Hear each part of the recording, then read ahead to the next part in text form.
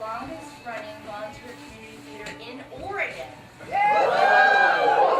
Pretty awesome, yeah, I didn't know that. Put that in your trivia bag. That's not where it's located. Yes, it is. You have a big purse, Julie. I'm not Julie. Julie, I'm sorry. It's hard to see anything under these lights. Welcome again to A Christmas Carol by Charles Ludlam. I'm the director, Madeline DeCourcy. And like I said, the people on this stage and the people you won't see tonight who are behind the scenes and in the booth are all volunteers. And so if you'd like to thank everyone after the show, the actors do come up the green room stairs over here to greet you afterwards if you care to stay and say hello. We also have, if you'd like to show further gratuity, there's a tip jar on your way out the door that if you really were delighted by tonight's performance, we split that up between all cast and crew. And it's quite a large cast and crew, so you really can make a dent in these kids' college funds. So please do that if you feel moved. Barnstormers has a lot going on these days. Oh, you like my song? Where'd you get it? Red Meyer? Red Meyer? We have some great stuff going on. Who's been to one of the storyteller showcases? A couple of people. So Barnstormers has once a month a music show. This coming Tuesday, the 5th, is $8 Mountain, a band that you could see locally at somewhere else. But when they come here, it's a nice intimate show where they stop in between songs and share tidbits about how that song was written or where they were in their career when that song came about. It's a nice, intimate, really cool experience. So if you like music, come on out to those. They're really cool. The following show after Christmas Carol is called Bullshot Crumit. It's going to be a fun farce about the old World War II black and white drama things that were going on then. Come see the show, because you'll know more about it than I do now. Let's see, what else? Please take this moment to silence your cell phones. And any noise-making devices you might have. If there's any small children or your spouse, if they get whiny and you need to take them to the back and smother them with love, please do that. Cough drops, if you got a little, unwrap your cough drops now before the show starts. It's distracting for the actors. No flash photography or videoing of tonight's performance from you. And I'm sorry. Mr. Dickens, I apologize. I tend to be long-winded. I'm so sorry. Okay. I've got to turn things over There's here. I groups think for I've that. covered everything. What? There's groups for that. Thank you. I'll definitely be Googling that after this. We will have a 15-minute intermission. There's a wonderful spread back there, so please enjoy that during the 15-minute intermission. All right, just calm down, okay? And with no further ado, enjoy the show.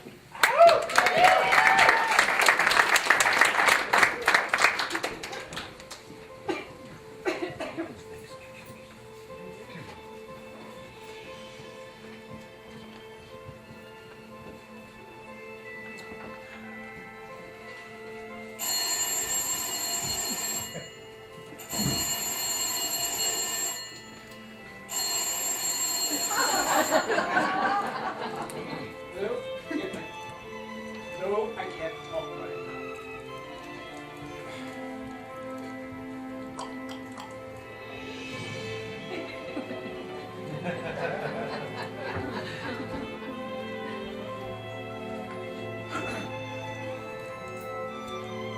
Molly was dead.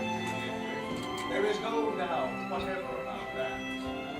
The register of his burial was signed by the clergyman, the clerk, the undertaker, and the chief mourner. Scrooge signed it, and Scrooge's name was good upon change for anything he chose to put his hand to. Old Molly was as dead as a doornail. My mind, I don't mean to say that I know from my own knowledge what there is particularly dead about Doornail. I myself would regard a coffin as the deadest piece of ironmongery in the trade. But the wisdom of our ancestors is in the simile, and my uncunning hand shall not disturb it, or the country's done for. Therefore, you will permit me to repeat again, emphatically, Marley was as dead as a morning.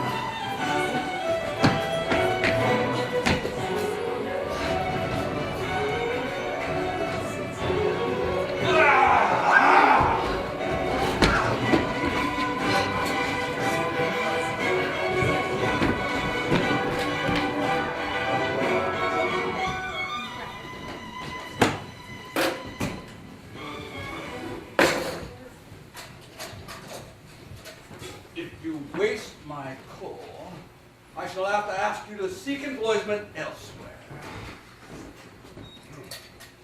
But Mr. Scrooge, it's cold and my fire's nearly gone out. Warm yourself at the candle. Merry Christmas, Uncle. God save you. Ah, humbug. Christmas, a humbug. Uncle, you don't mean that, I'm sure. I do. A Merry Christmas. What right do you have to be merry? What reason have you got to be merry? You're poor enough. Come then, what right have you to be dismal? What reason have you to be morose? You're rich enough. Bah, humbug. Don't be cross, Uncle. What else can I be when I live in such a world of fools as this? A Merry Christmas? Out upon Merry Christmas. What's Christmas time to you but a time for paying bills without money? A time for finding yourself a year older and not an hour richer. A time for balancing your books and having every item in them through a round dozen of months presented dead against you. If I could work my will, every idiot who goes about with Merry Christmas on his lips should be boiled with his own pudding and buried with a stake of holly through his heart. He should. Uncle. Nephew, keep Christmas in your way, and let me keep it in mine. Keep it. But you don't keep it. Well, let me leave it alone then. Much good it may do you, much good it has ever done you. There are many things from which I might have derived good, by which I have not profited. I dare say Christmas among the rest.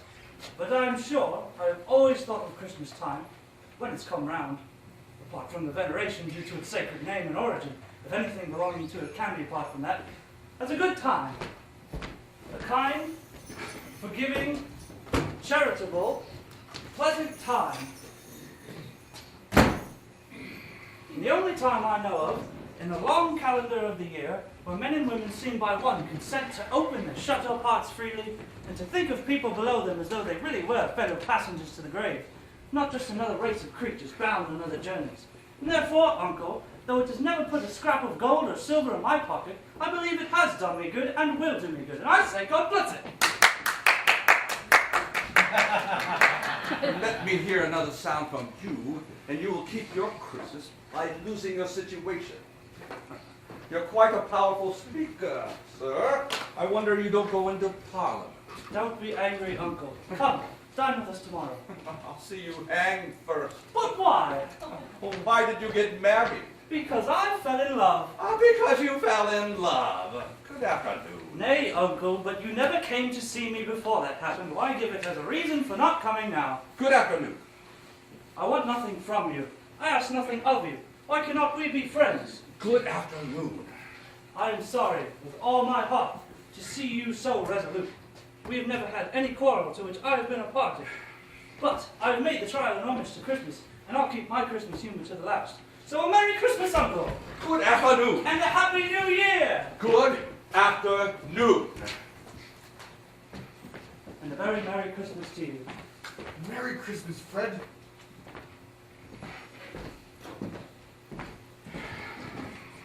That's another fellow, my clerk, with 15 shillings a week, a wife and family, talking about a Merry Christmas. I shall retire to Bedlam.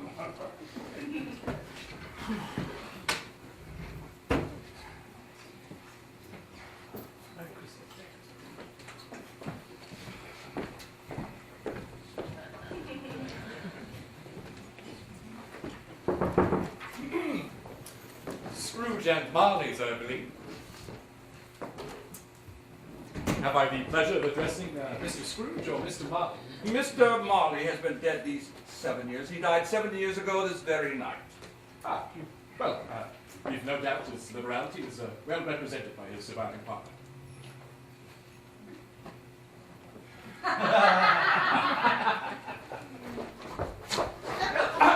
In this festive season, Mr. Scrooge, it is more than usually desirable that we should come up with some small provision for the poor and destitute who suffer greatly at this time. Many thousands are in want of common comforts, hundreds of thousands in need of common necessaries. Are there no prisons? Many prisons. And the union workhouses, are they still in full operation? They are? I wish I could say they were not. The treadmill and the poor law are in vigor then? Both very busy, sir. Good. I was afraid from what I heard at first that something had occurred to stop them in their useful course. I'm very glad to hear it. Well, under the impression that they scarcely furnish Christian cheer of mind or body to the multitudes, a few of us are endeavoring to raise a fund to buy the poor some meat and drink and means of warmth. We choose this time because it is a time of all times when want is keenly felt and abundance rejoices. What should we put you down for? Nothing.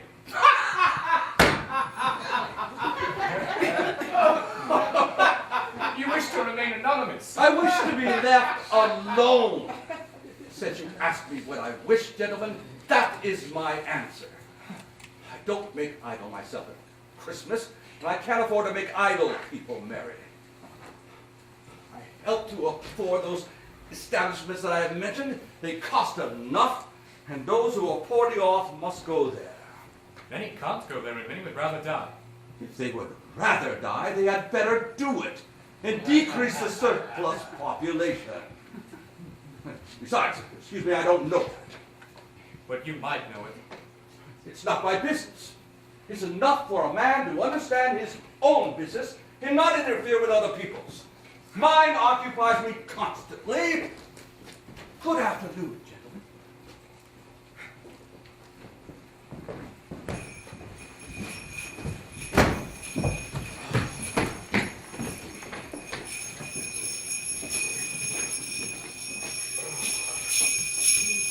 Here we come, a-wassailing among the leaves so green, and here we come along. Quiet down there! Quiet, Emilsaus! How is a man to work with that racket going on?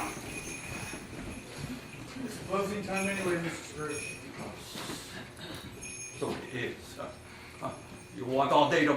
suppose.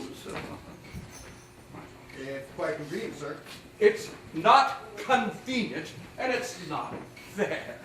If I was going to dock you half a crown for it, you'd think yourself ill-used, all being bound, but you don't think me ill-used when I pay a day's wages for no work. It's only one day a year, sir.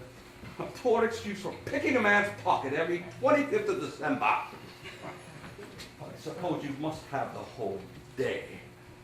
Be here all the earlier next morning. Yes, sir.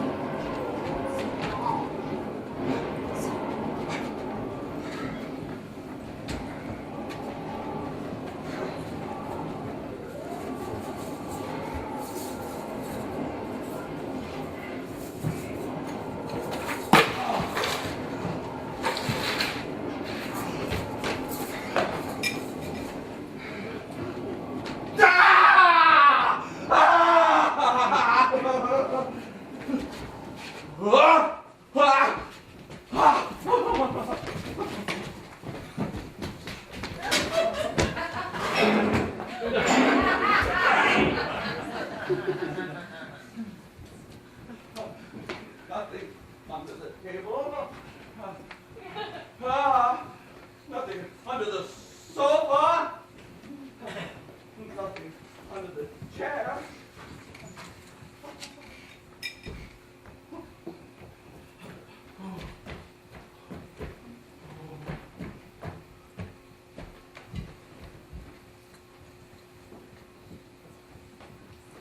Nothing under the bed.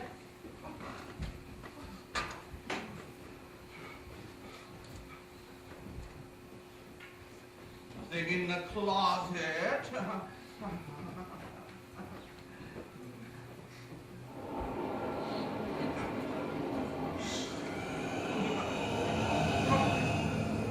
Nothing in my dressing gown. Except me.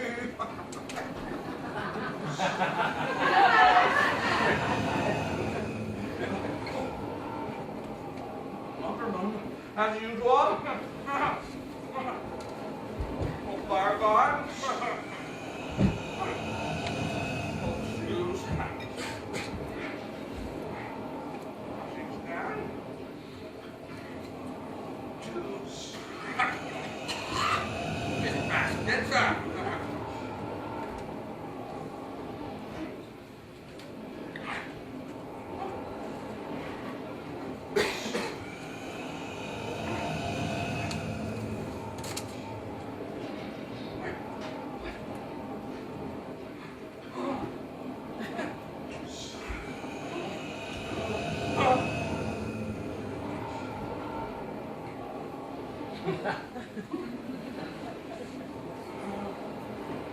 Everything is as it should be.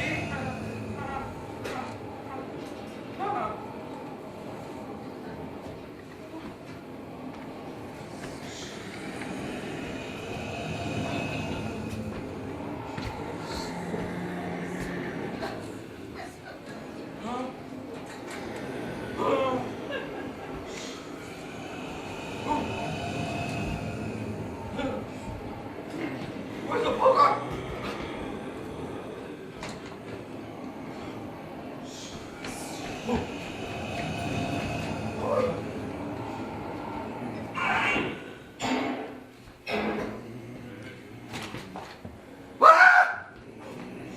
Oh, oh, ah, ah, oh, ah, ah, ah, ah.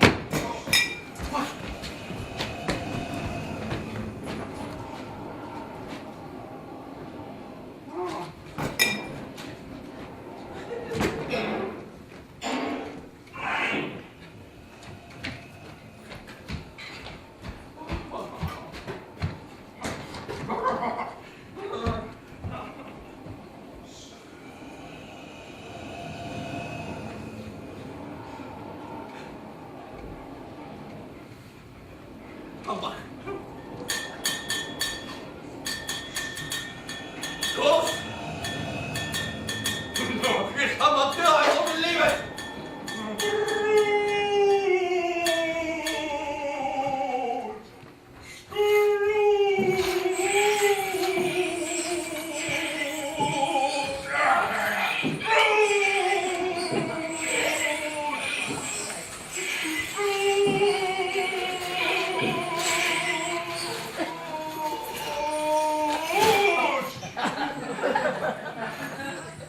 Oh no! What do you want with me? Much. Who are you? Ask me who I was. Who were you then? In life, I was your partner, Jacob Marley. Can you sit down? I can. You and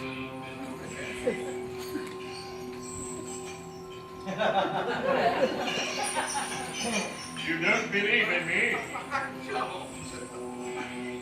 What evidence beyond that of your senses I don't do know. you need of my reality? I Why do you doubt your senses? because a little thing affects them. A slight disorder of the stomach makes them cheese. You could be an undigested bit of beef, a blot of mustard, a crumb of cheese, a fragment of an underdone potato. There's more of gravy than of grave about you, whatever you are.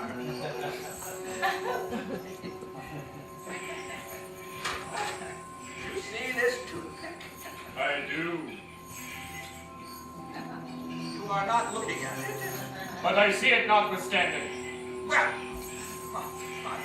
but to swallow this and be for the rest of my days persecuted by a legion of goblins, all of my own creation.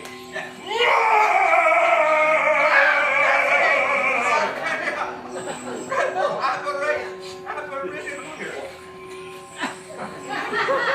What do you... It is required of every man that the spirit within him should go forth and walk abroad among his fellow men and travel far and wide. And if that spirit goes not forth in life, it is condemned to do so after death. It is doomed to wander the world, oh woe is me, and witness what it cannot share, what might have shared in life, and turn to happiness. You are better. Tell me why. I wear the chains I forged in life. I made them link by link and yarn by yarn. I got it of my own free will, and of my own free will I wore it. Is this pattern strange to you? Or do you know the length and weight of the strong coil you bear yourself? It was long and heavy as this 7 Christmas Eves ago. You have labored on it since. It is a ponderous chain. Hey, hold Jacob, Hardy. Tell me more. Speak comfort to me. I have none to give. It comes from other regions, Ebenezer Scrooge, and is conveyed by other ministers to other kinds of men. Nor could I tell you all I would. A very little more is all permitted to me.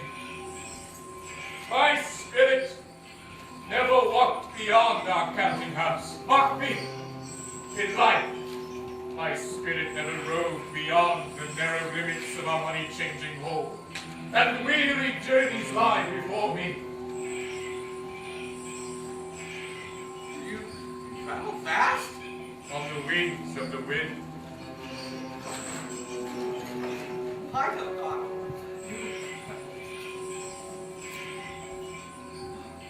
You've gone over a great quantity of ground in 7 years. The whole time. No rest, no peace, incessant torture of remorse. Ow!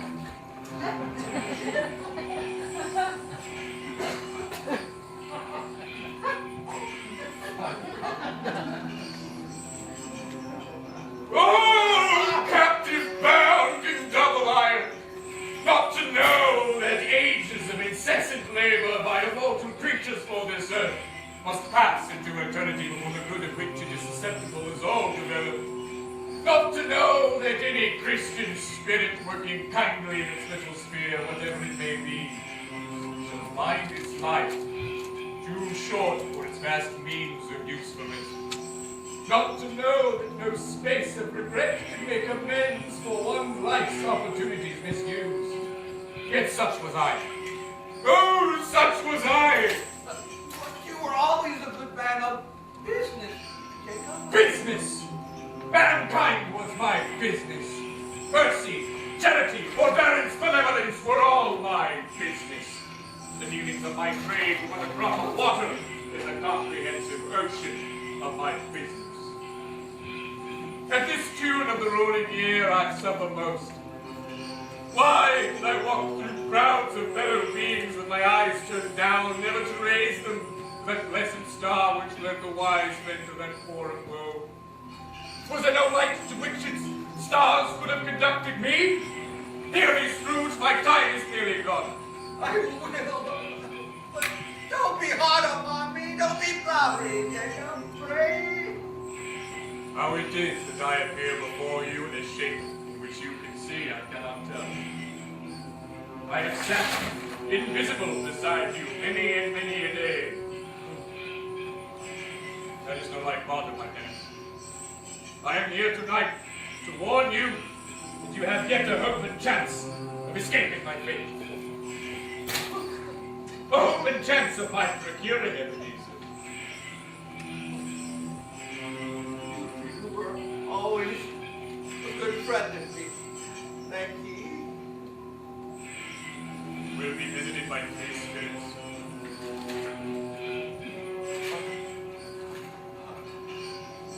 Is that the hope and chance that you mentioned, Jacob? It is. I'd rather not. Without their visits, you cannot hope to shun the path I tread. Expect the first when the bell tolls one. Couldn't I take them all and mustn't have it over, Jacob? Expect the second when the bell tolls two. And the third when the last stroke of three has ceased to vibrate. I must go now, Ebenezer. Do well to remember what has passed between us. They have come for me, Ebenezer. I must join the others. Do you hear them? Our misery is this. We wish to interfere for good in human matters, but I've lost the power forever. Ah! There's a wretched woman huddled in a doorway with an infant.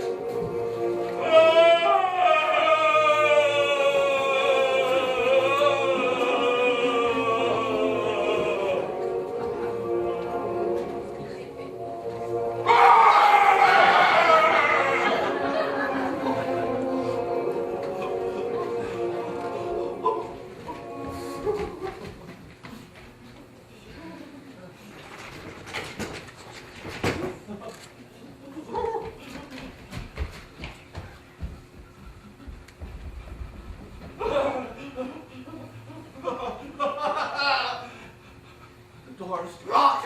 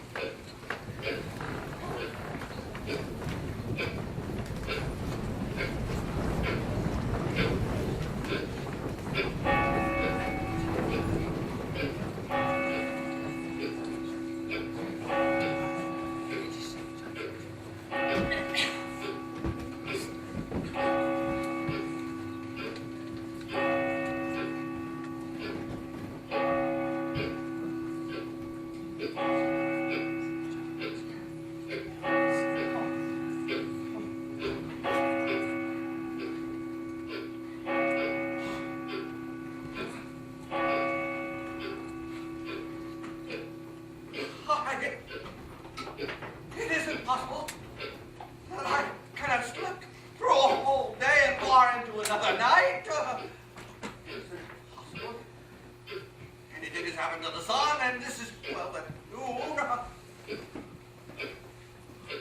Still nighttime. What is ghost? Was it a dream or not? Marley warned me of a visitation when the bell tolls one.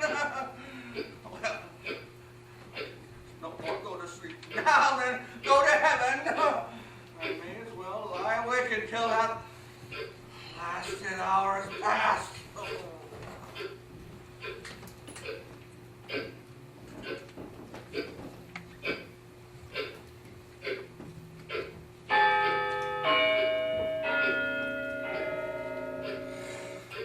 Quarter past.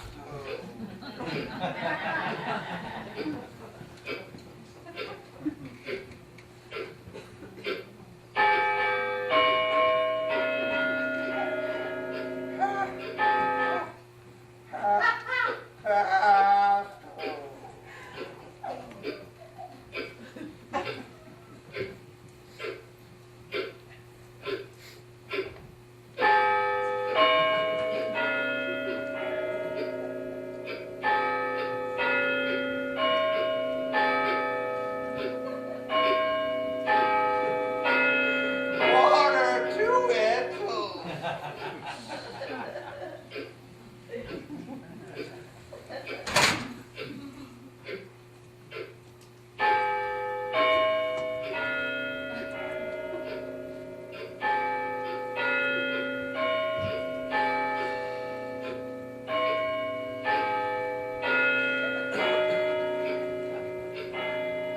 Hour and nothing.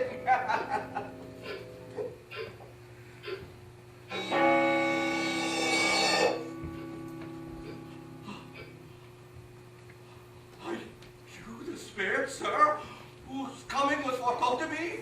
I am. Who and what are you? I am the ghost of Christmas past. Long past? No, your past. You'd better put out those candles on your head before they burn you now. Would you send soon because the hands put out the light that I give? Is it not enough that you're one of those whose passions dimmed my light, in hopes that I would, through whole trains of years and darkness, lose my way? No offense meant, but what business brings you here? Your welfare. Much obliged. Although a good night's sleep would have done me more good. Your reclamation, then? Take heed. Rise. And walk with me. Please, I am a mortal and liable to fall. Bear but a touch of my hand. There. You should be upheld with more.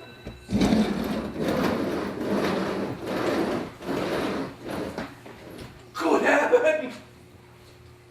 I was bred in this place. I was a boy.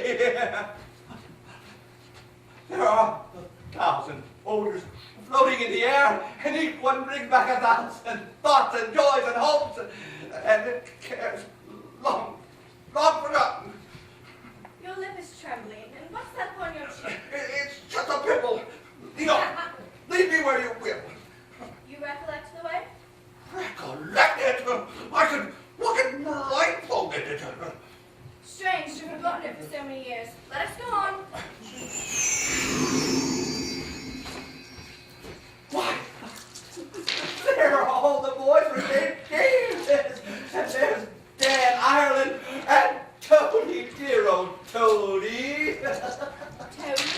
The pony is Toady. Dan got him for Christmas. Hey, Dan! Oh, these are but shadows of things that have been. They have no consciousness of us. The school is not quite certain. A solitary child neglected by his friends left this. I know it. It's my poor forgotten self as I used to be. Look. Why, it's Alibaba! It's dear old honest Alibaba! Yes, I know. One Christmas time when yonder solitary child was left alone, he did come for the first time, just like that. Poor boy. and Valentine and his wild brother Orson. There they go. and what's his name? Who was put down in his drawers at the gate of Damascus? Don't you see him? and the Sultan's groom. Turned upside down by the genie. There he is, upon his head. Serves him right.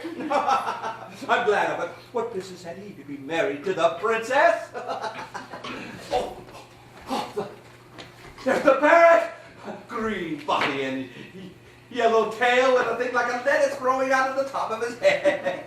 There he is. Poor Robinson Crusoe, he called him when he came back from sailing around the island. Poor Robinson Crusoe, where have you been, Robinson Crusoe? The man thought he was dreaming.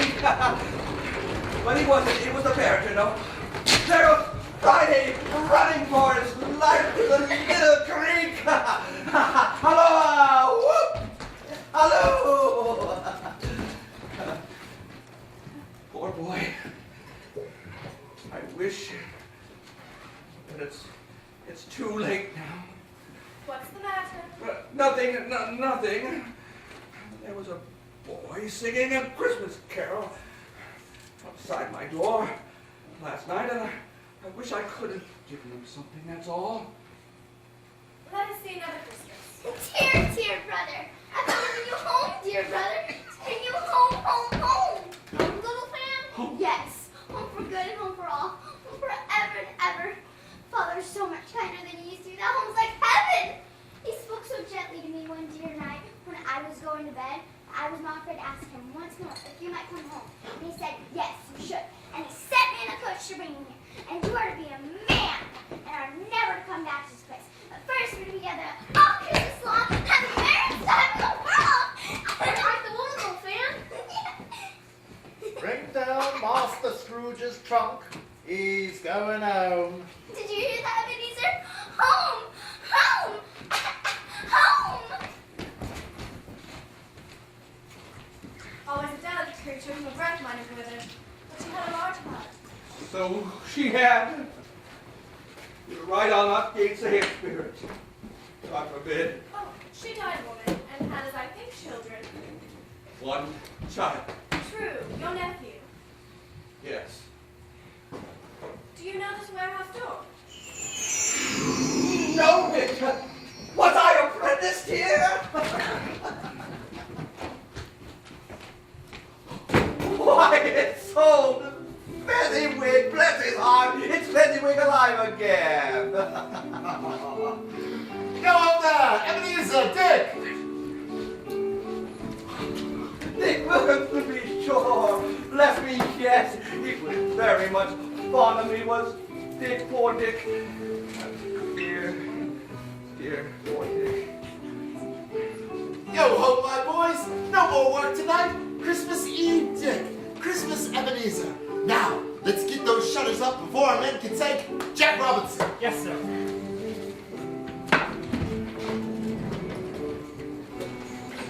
Hi, Leo. Clear away, my lads. We need lots of room in here. Hi, Leo, Dick. Cheer up, Ebenezer.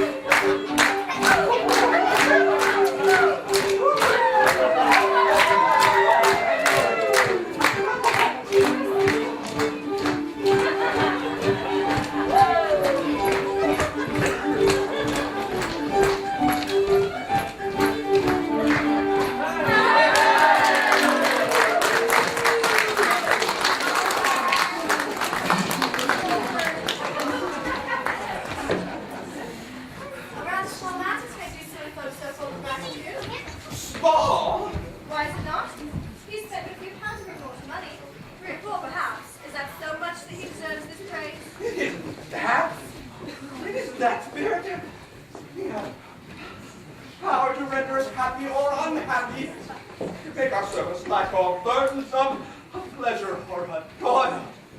State is paralyzing in words and looks, in things so slight and insignificant. It's impossible to atom and count them up. What then? The happiness he gives, like his greater, it cost a fortune. What's the matter?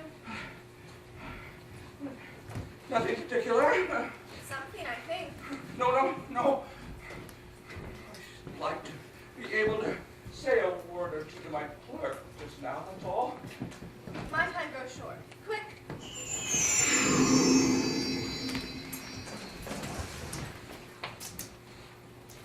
Matters little.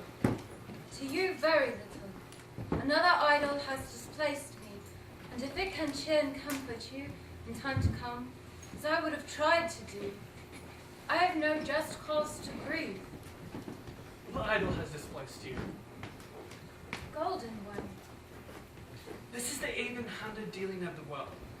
There is nothing which it is so hard as poverty, and there is nothing which professes to condemn it with such severity as the pursuit of wealth. You fear the world too much. All your other hopes have merged into the hope of being beyond the chance of its sordid reproach. I have seen your nobler aspirations fall off, one by one, until the master passion, gain, engrosses you. Have I not? Even if I have grown so much wiser as a man, I have not changed towards you, am I? Our contract is an old one. It was made when we were both poor and content to be so, until, in good season, we shall improve our worldly fortune by our patient industry. You are changed. When it was made, you were another man. I was a boy. Your own feeling tells you that you are not what you are. I am. That which promised happiness when we were one in heart is fraught with misery now that we are two. How often and how keenly I have thought of it, I will not say. It is enough that I have thought of it and can release you. Have I ever sought release? In words? No, never. In what then? In a changed nature, in an altered spirit, in another atmosphere of life, another hope as its great end, in everything that ever made my love of any worth or value in your sight. Tell me, if this had never been between us, would you seek me out and try and win me now? No. So you think not? Would gladly think otherwise if I could. Heaven knows, when I've learned a truth like this, I know how strong and irresistible it must be. But if you were free today, tomorrow, yesterday, can even I believe you would choose a dowerless girl? You, who in your very confidence with her weigh everything by gain, or choosing her, if for a moment you were false enough to your one guiding principle to do so. Do I not know your repentance and regret would surely follow? I do, and I release you. With a full heart for the love of him you once were. You may. The memory of what is past half makes me hope you will have pain in this. A very, very brief time, and you will dismiss its recollection gladly as an unprofitable dream from which it happened well that you awoke. May you be happy in the life you've chosen.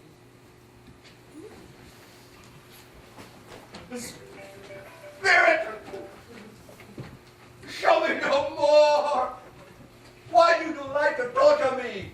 One shadow more. No more. No more. I don't wish to see it. Show me no more.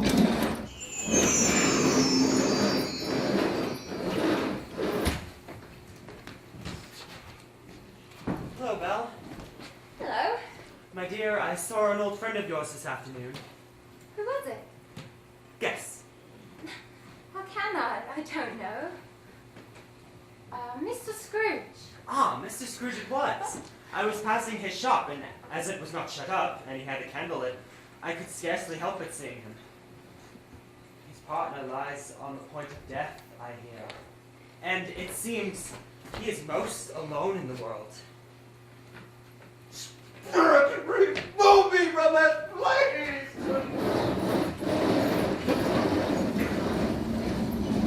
I told you, these are shadows of things that have been, that they already are. Do not blame me. Remove me! I cannot bear it! Your face.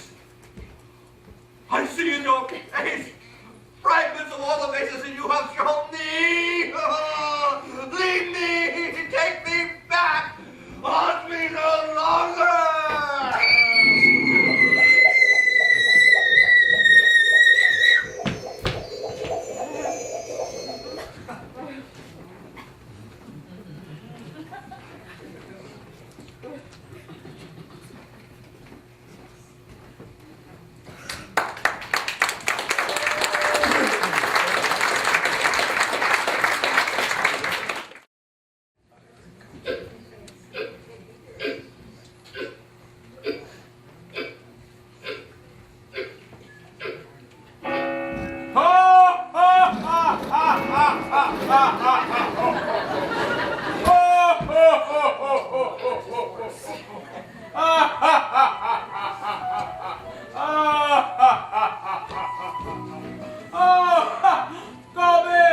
Come in and know me, better man. I am the ghost of Christmas presents. Look upon me.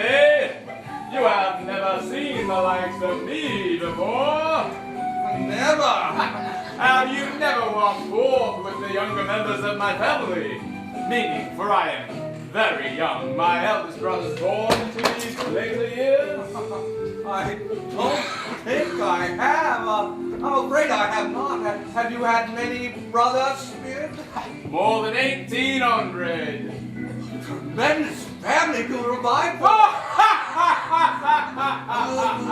Spirit, conduct me where you will. I went forth last night on compulsion, and I learned a lesson which is working now. And I give you have aught to teach me. Let me profit by it.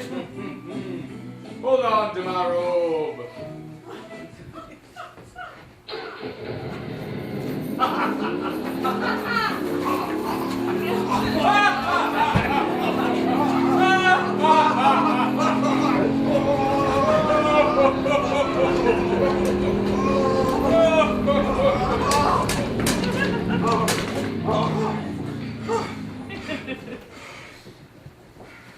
Is there a peculiar kind of flavor that you sprinkle from your tuna?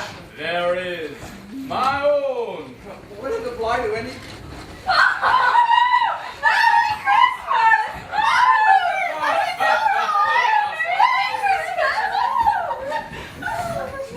Would it apply to any kind of dinner on this day? To any kindly given, to a poor one most. Why to a poor one most? Because it needs it most. Spirit, I wonder you, of all the beings in the many worlds about us, should desire to crack these people's opportunities for innocent enjoyment. I Seek to close these places on the seventh day, and it comes to the same thing. I seek. Oh, forgive me if I'm wrong. It has been done in your name, or at least in that of your family. There are some upon this earth of yours who lay claim to know us, and do their deeds of passion, pride, hatred, ill will, bigotry, selfishness in our name, and who are strange to us, to all of our kith and kin, as if they had never lived.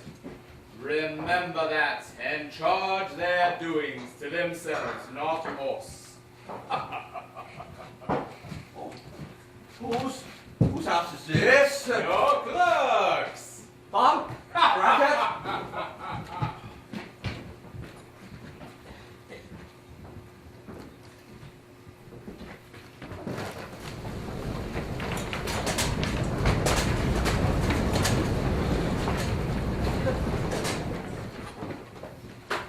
Whatever has got your precious father, then? And your brother, Tiny Tim. And your father wasn't as late last Christmas Day by half an hour. Here's Martha, Mother. Here's Martha, Mother. Hurrah! Martha is such a goose! Oh, bless your heart alive, my dear. Here you are. The tailor work to finish up last night and had to clear away this morning, Mother. Well, never mind, so long as you are come. Now, sit ye down before the fire and have yourself a warm, Lord bless you. No, no! Father's coming. Hi, Martha, hi!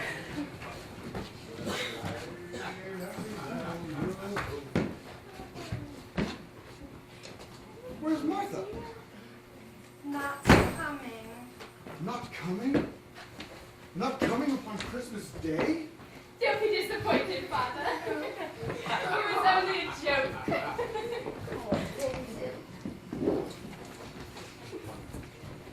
How did little Tim behave?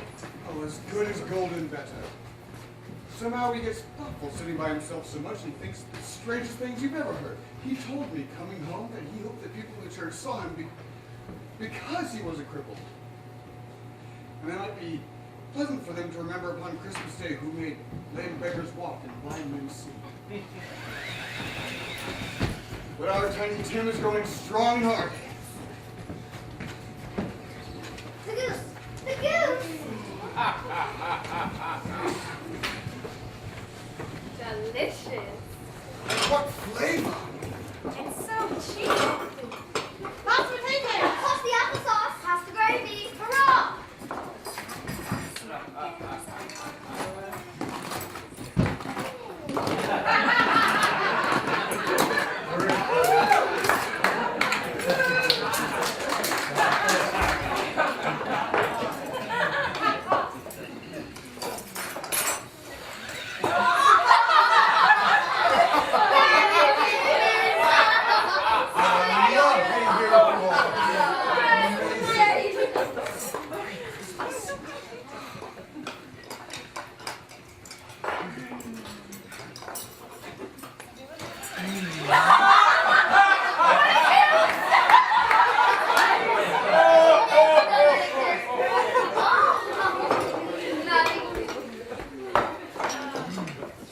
Plates, Father, give me your plate.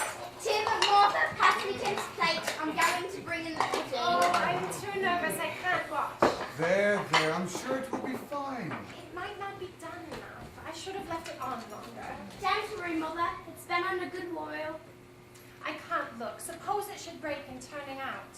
Or suppose somebody should have gone over the wall of the backyard and stolen it while we were making merry with the goose. They just better not have. Go run and see. Save the pudding. Watch out for the crooks. That's dessert. What a wonderful pudding! This is the best pudding we've made since we were married. Well, that's a great weight off my mind. I had my doubts about the quantity of flour. Rather a small pudding, isn't it, for so large a family? They think it heresy to say so. Any graduates of such a thing. Merry Christmas, my dears. God bless us. God bless us. God bless us, everyone. Spirit, tell me if Tiny Tim will live. I see a vacant seat in the poor chimney corner, and a cross without an owner carefully preserved. If these shadows remain unaltered by the future, the child will die. No, oh no, kind spirit, say he will be spared. If these shadows remain unaltered by the future, another of my race will find him here. What then? If he be like to die, he had better do it and decrease the surplus population. Man, if man you be in heart, not adamant, forbear that wicked cant, until you know what the surplus is and where it is. Will you decide which man shall live, which man shall die? It may be that in the sight of heaven, you are more unfit to live like the millions that this poor man's child. Oh God, to hear the insect upon the leaf, pronouncing on the too much life amongst his hungry brothers in the roast.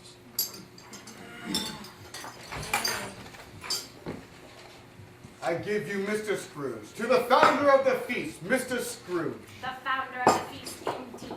I wish I had him here. I'd give him a piece of my mind to feast upon, and I hope he'd have a good appetite for it. My dear, Christmas Day? It should be Christmas Day, I am sure, on which one wishes to the health of such an odious, stingy, hard, unfeeling man such as Mr. Scrooge. You know he is, Robert. No one knows it better than you, poor fellow. My dear, Christmas Day. I will drink for your sake and the day's, but not for his. Long life to him. A very Merry Christmas and a Happy New Year to him. He will be very merry and very happy, I have no doubt.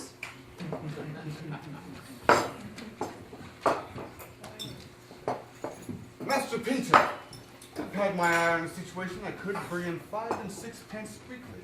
All week long we've been attaching holly to bonnets at the milliner's. Why, on Christmas week we work 12 hours a day. But tomorrow I shall lie abed all morning, for it is a holiday.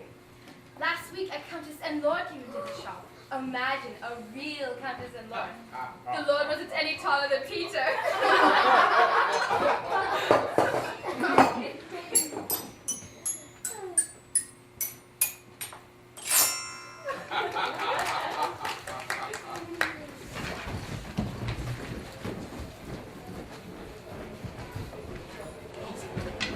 Where are all these people rushing to? Visiting their family and friends.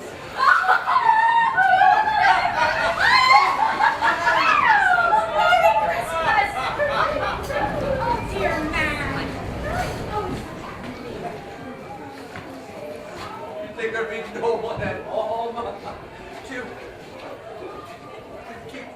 keep them welcome? There are so many of them on the streets. Little does the lamplighter know, he has company at Christmas. Merry Christmas!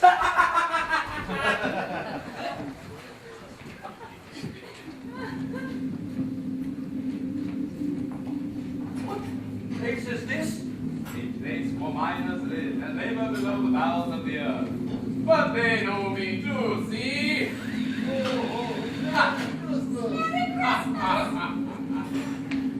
Hold on to my robe.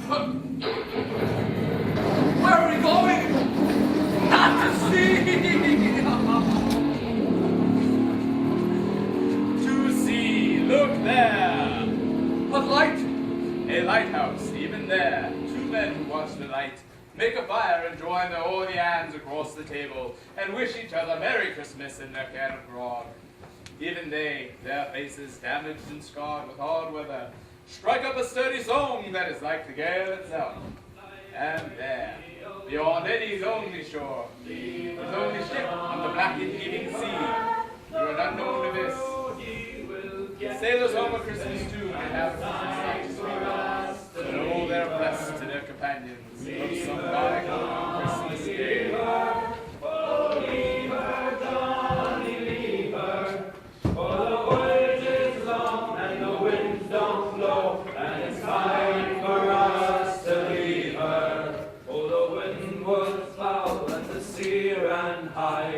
Leave her, Johnny, leave her. She shipped it green and none went by, and it's time for us to leave her.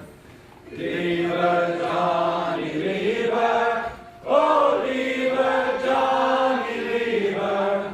For the voyage is long and the winds don't blow, and it's time for us to leave her. I hate to sail on this rotten tub. Leave her, Johnny, leave her. No grog allowed and rotten grub, and it's time for us to leave her. Leave her, Johnny, leave her. Oh, leave her, Johnny, leave her. For the voyage is long and the winds don't blow, and it's time for us to leave her. We swear by our oath or want of more. Everyone! Leave her, Johnny, leave her. It's time for us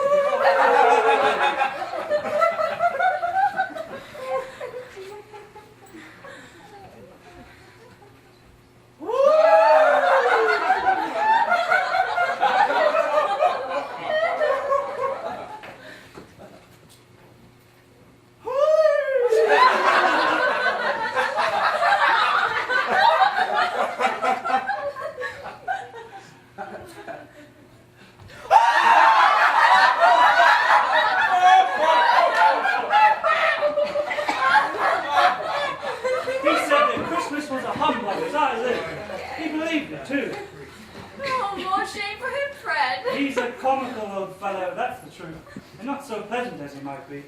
However, his offences carry their own punishment, and I have nothing to say against him.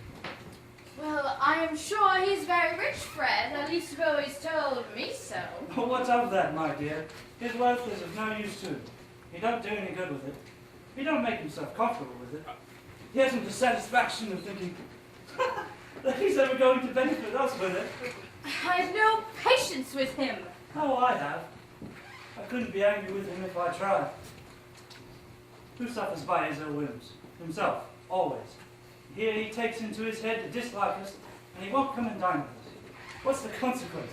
You don't lose much of a dinner. Indeed, I think he loses a very good dinner. Yes. Well, I'm very glad to hear it, because I haven't any great faith in these young housekeepers. What do you say, Topple? Well, we bachelors are wretched outcasts, but I have no right to express an opinion on the subject. Do go on, Fred. He never finishes what he begins to say. He is such a ridiculous fellow. I was only going to say that the consequences of his taking a dislike to us, not making marry with us, is, as I think, that he loses some pleasant moments, which could do him no harm. I'm sure he loses pleasanter companions than he can find in his own thoughts, either in his mouldy old office or his dusty chambers. I mean to give him the same chance every year, whether he likes it or not. For a pity. He may rail at Christmas till he dies, but he can't help thinking better of it. I defy him. If he finds me going there year after year in good temper, saying, Uncle Scrooge, how are you? If it only puts him in the vein to leave his poor clerk £50, that's something. I think I shook him yesterday. It isn't fair. Why, I no more believe that you are blind than that you have eyes in your boots. Well, the hair's familiar. Let me touch your head, Jack. You don't have it. I'm sorry, but I'm stumped. I don't know you at all. Pooh. Perhaps it's this, ring fit. Then I know you. Then I know you anywhere. Let's play yes and no. It is growing late. Oh, Spirit, couldn't we stay until the guests leave? This cannot be done. Here's a new game. 1/2 hour, Spirit, only one. Here's how you play yes and no. I will think of something, and the rest of you must figure out what. But I can only answer your questions yes or no, as is the case. Is it an animal? Yes. Is it a live animal? Yes. Is it a disagreeable animal? Yes. It's the savage. Yes. Does it growl and grunt sometimes? Yes. Talk. Yes.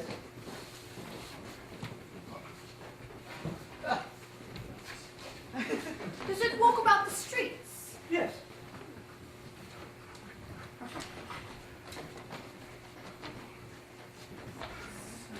Does it live in London? Yes. Does it perform in a show? No. Anything that about? No. Does it live in a menagerie? No. Is it killed in a market? No. Is it a horse? No. Is it an ass?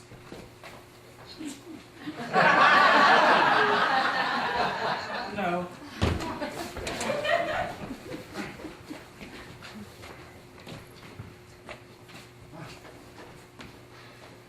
Is it a cow? No. Is it a bull? No. Is it a tiger? No. A pig? No. A cat? No. Is it a bear? No. I have found it out. I know what it is, Fred. I know what it is. What is it? It's your Uncle Scrooge! It certainly Oh, is. my No fair. When we asked you for the bear, you should have said yes. You were trying to throw us off the track. He has given us plenty of merriment, I'm sure, but it would be ungrateful not to drink his health.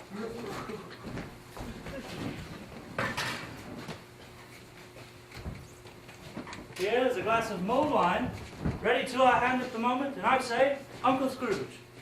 Well, Uncle Scrooge.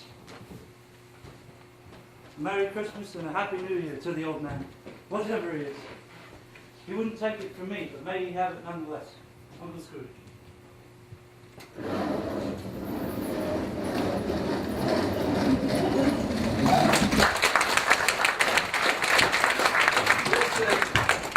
a long night, if it's only a night.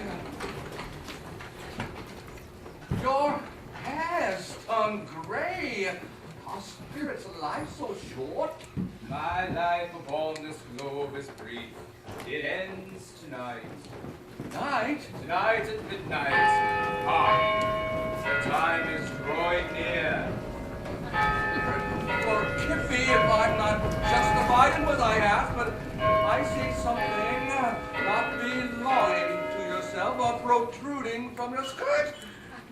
Is it a foot or a claw? It may be a claw. For the flesh there is upon it. Look here. Why, they are spirit, are they yours? They are man's, and they cling to me, appealing from their borders. This girl is ignorance, this girl is want. Beware them both to all of their degree, but beware this child most. For upon her brow I see that is written doom. Unless the writing be erased, deny it, slander those who tell it heed, and abide by your factious purposes and make it worse, and bide the end. Don't they have any refuge or resource? Are there no prisons? Are there no workouts? He went to war. He got the Congressional Medal of Honor. He saved the lives of every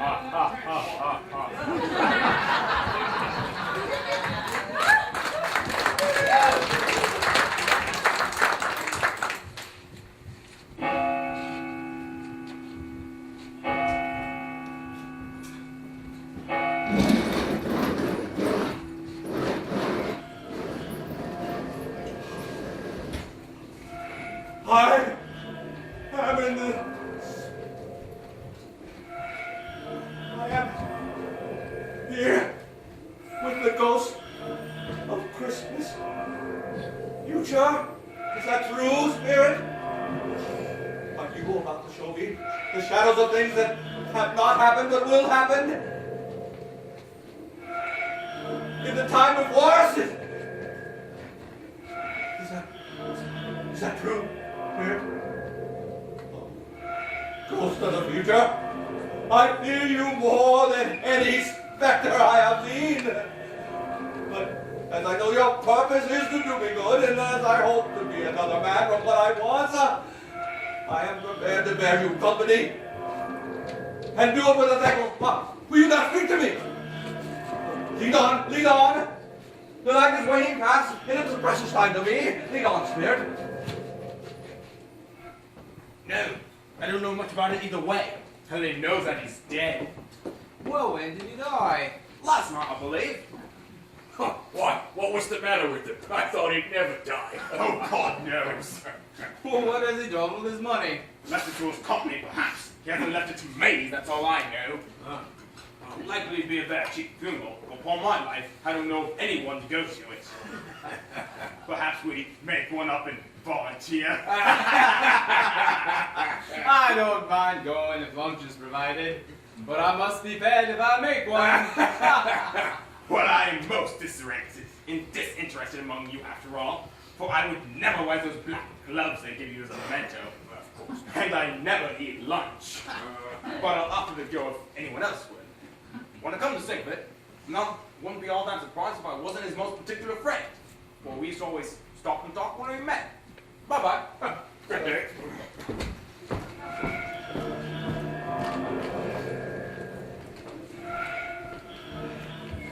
Hello. How are you? Well, looks like Old Scratch has finally met his last day. Yes, so I'm told. Cold, isn't it? It's seasonable for Christmas time. Are you not an ice skate, I suppose? No, something else to think of. Good morning.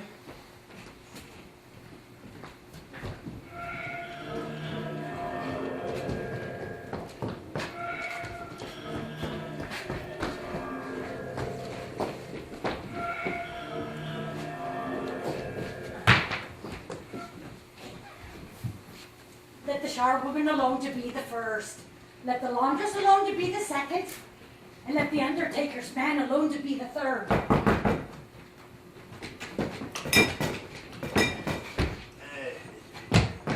Look here, old Joe. if we all three haven't met here without meaning it. You couldn't have met in a better place. If you come into the parlour. You was made free of it long ago. And the other two ain't strangers, eh? Really?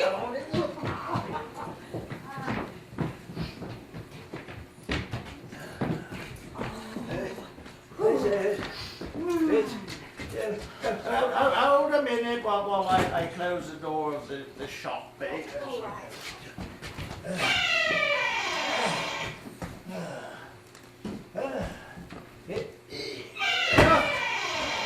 My God, how it shrieks.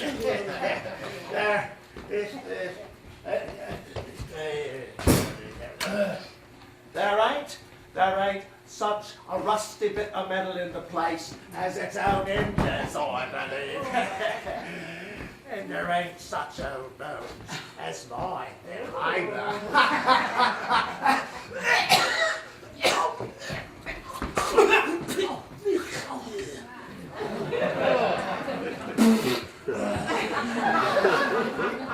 We're all suitable to our calling. We're well met. Come into the parlour. Come into the parlour. What odds then? What odds, Mrs. Dilba? Every person has a right to take care of themselves. He always did. True indeed, no man more so. Why then don't stand staring as if you was afraid, woman. Who's the wiser?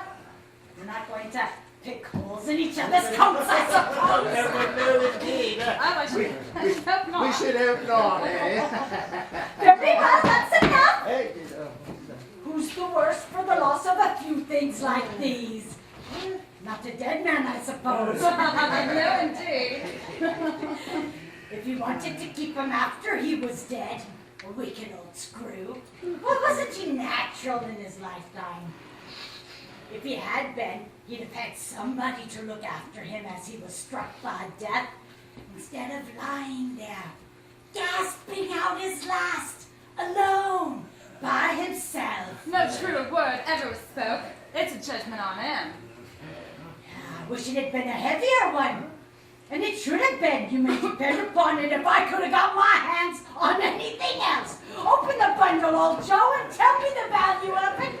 Speak out plain. I'm not afraid to be the first, nor afraid for them to see it. We all knew pretty well we were helping ourselves before we met here. It's no sin. Open the bundle, Joe. Me first. Oh, Me first.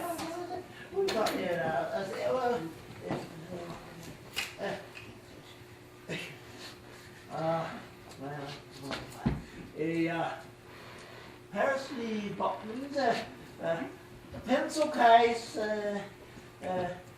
few towels, and that's things in there. What's that? Ooh, a brooch. Of no particular value. Two old-fashioned silver teaspoons. Yes, and a few bits. There's nothing else in there but a few bits. No. Okay. First, let's 4 shillings plus I think carry the one and okay. That's your court. And I wouldn't give you another 6pence if I was to be boiled for not doing it. I always gives too much to the ladies. It's a weakness of mine, and that's how I ruin this. That's your coat. If you was to ask me for another halfpenny and make it an open question, I'd repent for being so liberal and knock off half a crown. Now undo my bundle, Joe.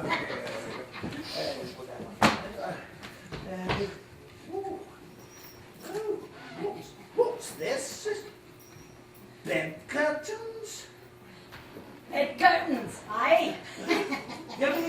You took them down, rings and all, with him still lying there. Yes, I do. Why not? You was born to make your fortune, and you'll certainly do it. I shan't hold my hands when I can get anything in it just by reaching it out for the sake of such a man as he was, I promise you, Joe. Don't drop all upon the blankets now. His blankets? Well, whose else do you think? He ain't likely to catch a cold without him, I dare say. I hope he didn't die of anything catching, eh? Oh. Don't you worry about that. Don't you be afraid. Oh, Joe. I ain't so fond of his company that I'd loiter about him for such things if he did.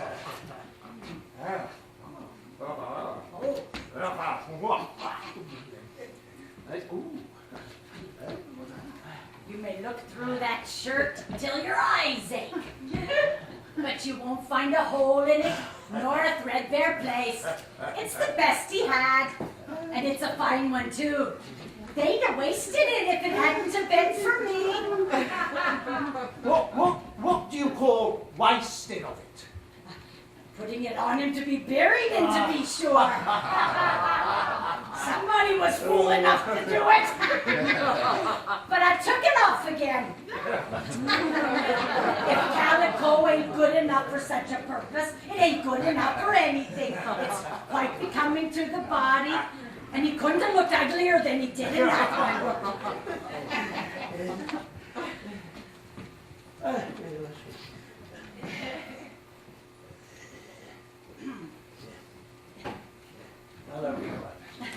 no. So this is the end of it? You see? Yeah. He frightened everyone away from him while he was alive to profit us when he was dead.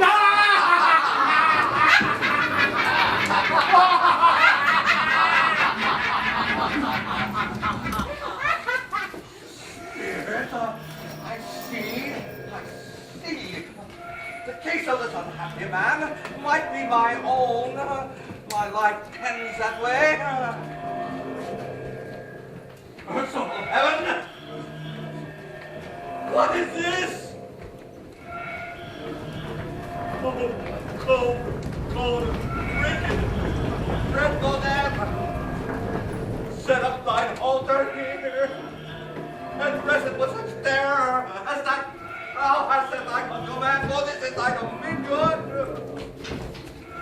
What of the revered and honored head? Thou canst not turn one hair to thy red purposes, or make one feature odious. It is not that the hand is heavy and will fall down when released. It is not that the heart and pulse are still. The hand was open, generous, and true. The heart was warm and wonderful. And the pulse of man's shadow. Strike! Strike! To see his good deeds springing from the wound. To sow the world with life immortal. Spirit! This is a fearful place. In leaving it, I shall not leave its lesson. Trust me. Let us go. I understand you, and I would do it if I could, but I have not the power, clear. I have not the power. If there is any person in this town who feels emotion caused by that man's death, show that person to me. Spirit, I beseech you.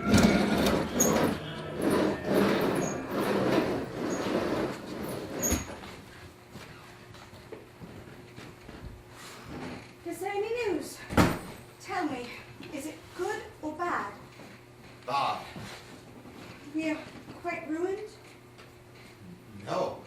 There's hope yet, Caroline. If he relents, there is. Nothing is without hope. If such a miracle has happened. He's past relenting. He is dead. Thank God. What am I saying? God forgive me. What the half-drunk woman who I told you about last night, had said to me when I tried to see him obtain a week's delay, and what I thought was merely an excuse to try and avoid me, turned out to have been quite true. He was not only very ill, but dying then. To whom will our debt be transferred? I don't know. But before that time, we shall be ready with the money. And even though we were not, it would be bad fortune indeed to find his merciless creditor and his successor. We will sleep with light hearts tonight, Caroline. Let me see some tendon that's connected to a death of that dark chamber spirit which we left just now will be forever pleasant to me.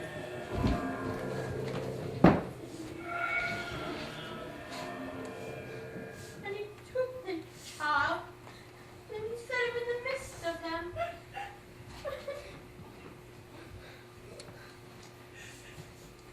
The color hurts my eye.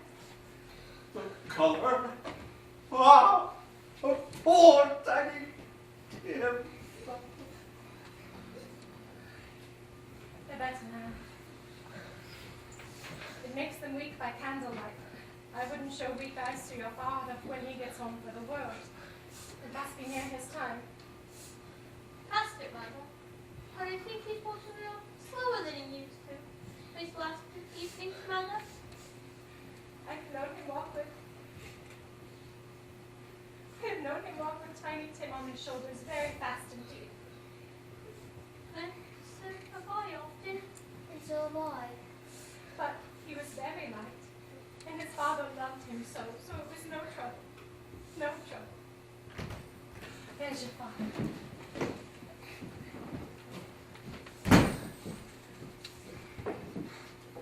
Don't mind it, Father. Don't be me. I'm not. I'm not. It's good to be here with you all. I see the needlework is progressing nicely. Should be done by Sunday. Sunday? You went today then, Robert. Yes, my dear. I wish you could have gone. It would have done you good to see how green a place it is. But you'll see it often. I promised him I'd walk there with him on a Sunday. My child. My child.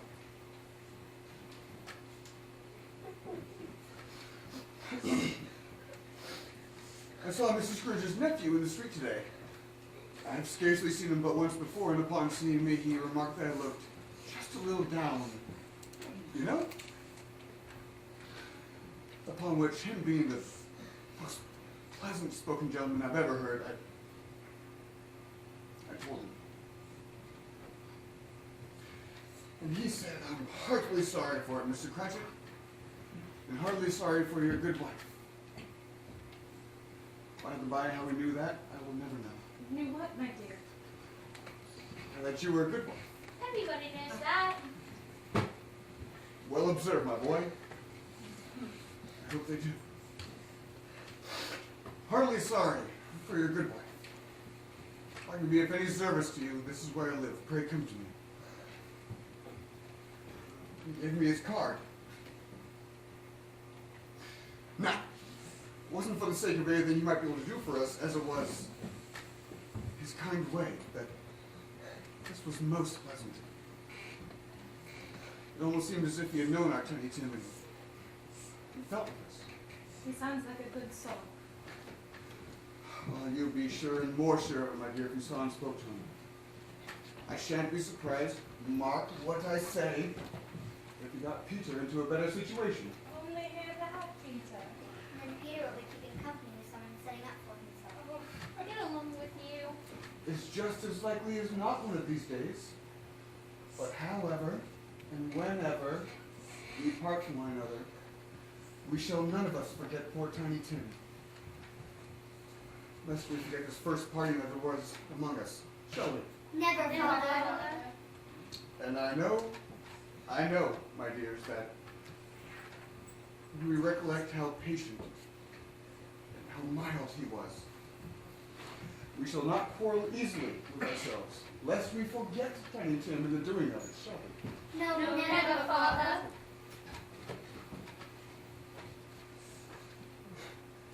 Tiny Tim, thy essence was from God. Let us always remember Tiny Tim at Christmas. For it was the founder of Christmas himself who was but a tiny child.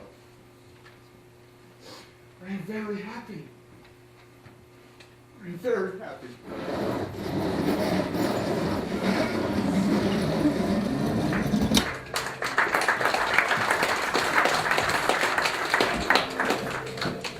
Hector, something informs me that our parting moment is at hand. I know it, but I know not how. Tell me what man that was whom we saw lying dead. This court to which we hurry now is where my principal occupation is and has been for a length of time. I see the house. Let me behold what I shall be in days to come. The house is yonder. Why do you point away?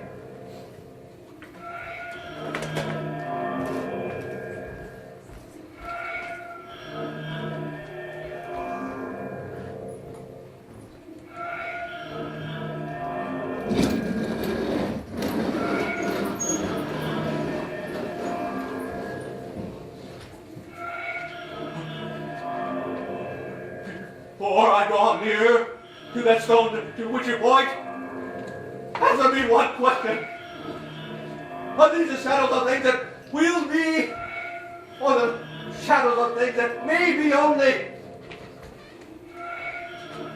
Its courses will foreshadow certain ends to which, if preserved, then they must lead, but if the shadows be departed from, the ends will change. Say this thus with what you show me.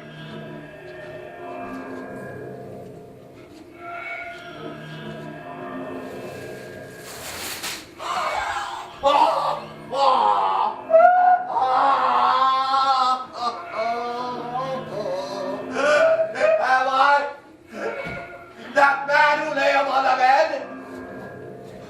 No spirit. Oh, no spirit in me. I am not the man I was. I will not be the man I must have been, but for this intercourse. Why show me this? If I'm past all hope. Good spirit, your nature intercedes for me and pities me. Assure me that I may change these shadows that you have shown me by an altered life. I will.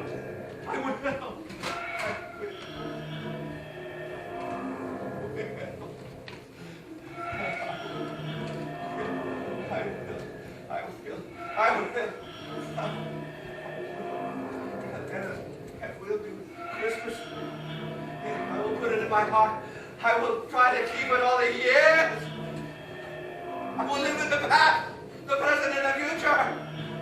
The spirit of all three shall strive within me. I will not shut up. Not for such a deed.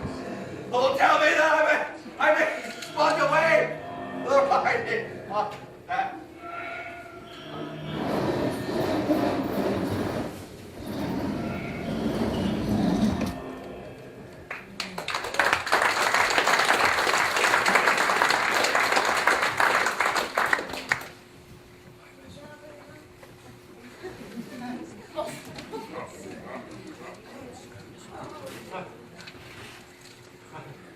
I will live in the past, the present, and the future.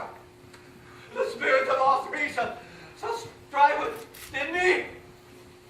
Ah! Oh, Jacob Marley! Heaven in the Christmas time! Be praised for this! I say it on my knees, old Jacob! On my knees! The curtains are not torn down! They are not torn around rings at all. They are here. I am here. The shadows of things that would have been may be dispelled. They will be. I know they will. Oh, I don't know what to do. I was like as a feather. I'm as happy as a schoolboy. I'm as merry as an angel. I'm as giddy as a drunken man.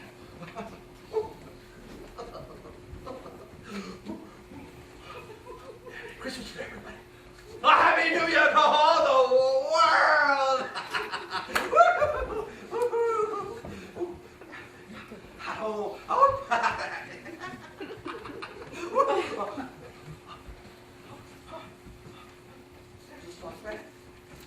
The rule was in. That's by which the ghost of Marley.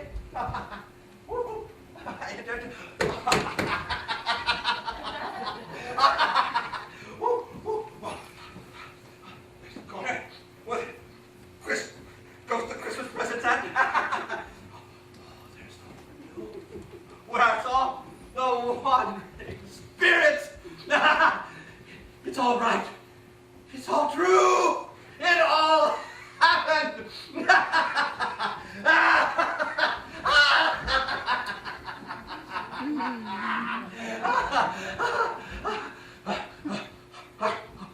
don't know what day of the month it is. I don't know how long I've been among the spirits. I don't know anything. I'm quite a baby. Never mind. I don't care. I'd rather be a baby.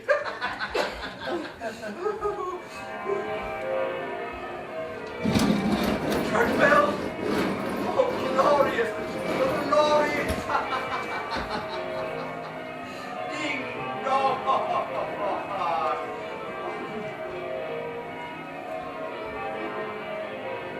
No fog. No mist. Clear, bright, jovial, stirring. Cold, cold, biting for the blood and death.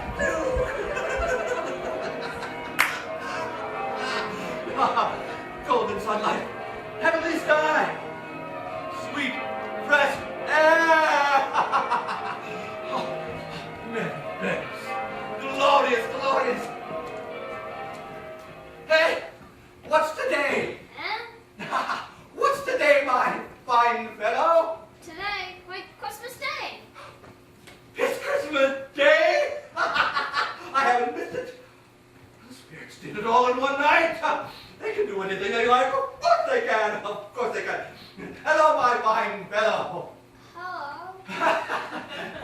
Do you know the porters in the street next, just at the corner, what one?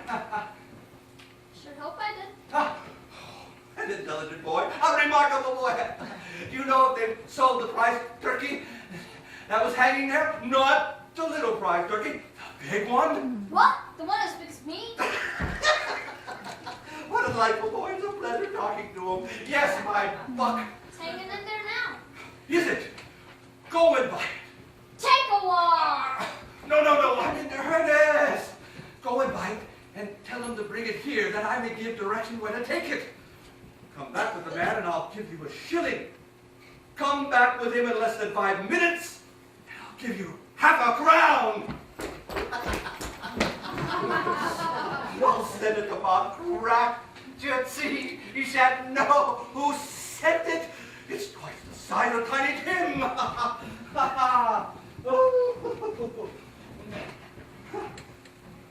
Bob Miller never made such a joke as sending it to Bob Cratchit to me.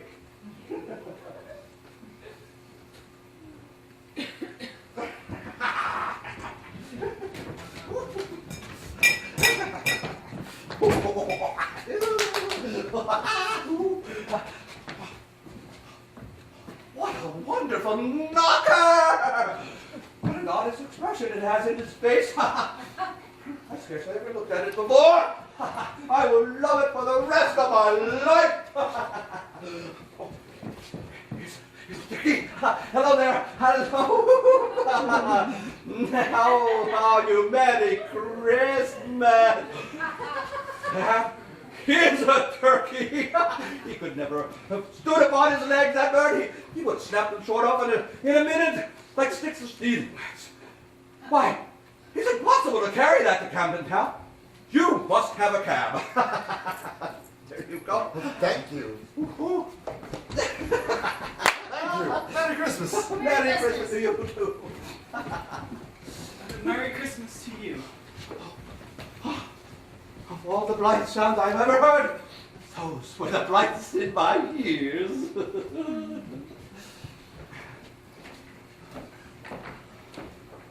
My dear sir, how do you do? I hope you succeeded yesterday. It was very kind of you. A Merry Christmas to you, sir. Mr. Scrooge? Yes, that is my name, and I fear it may not be pleasant to you. Allow me to ask your pardon, and will you do me the favor? The goodness. My goodness, Mr. Scrooge, are you serious? Not a farthing less. There are a great many back payments included in it, I assure you. Will you do me that favor? I don't know what to say, because if we... You don't say anything. Come and see me. Will you come and see me? Oh, I will. Oh, thank you. Oh, much obliged. I thank you 50 times. Bless you.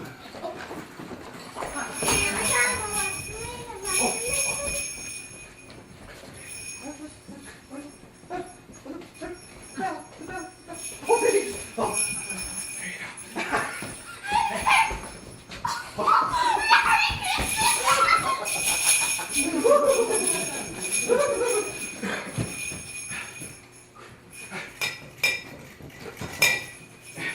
Is your master at home, my dear? Oh, nice girl, Perry. Yes, sir. Oh, where is he, my love? In the dining room, sir. On Christmas. I'll show you upstairs. Maybe, he knows me. I'll go in here, my dear.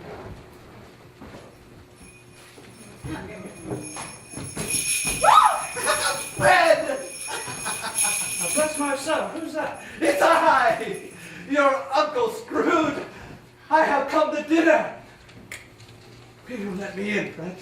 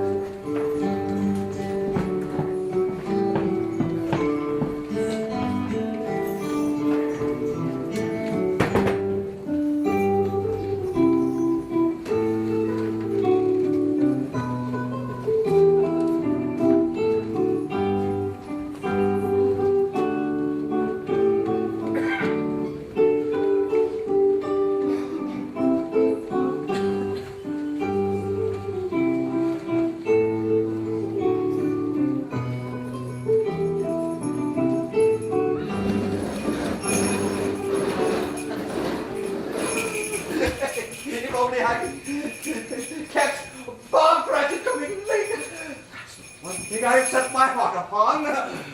9 o'clock, no Bob. 1:15, no Bob. He's a full 18 and a half past his time.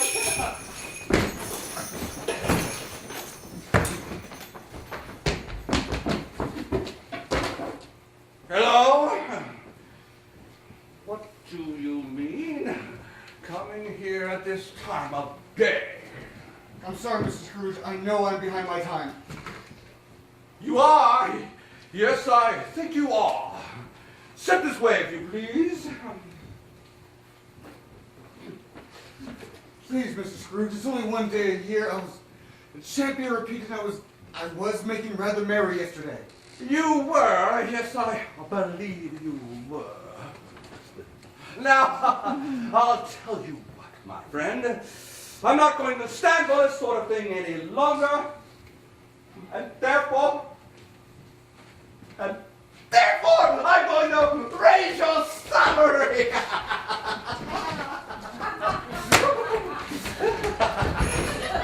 Another step near here, so I'll call the pimp from the court to get you into straight waistcoat. A Merry Christmas, Bob. A Merry Christmas, Bob, my good fellow, that I've given you for many a year. I'll raise your salary in an endeavor to assist your struggling family. And we'll discuss your affairs this very afternoon over a Christmas bowl of smoking bishop, Bob. If there be room for two, I'd like to be a second father to that boy of yours, Tiny Tim. Now, make up the fires and buy another coal scuttle before you dot another I, Bob Cratchit. Mr. Scrooge, may I stand you to a drink? No, I plan to live as an abstainer and have no further need of spirits.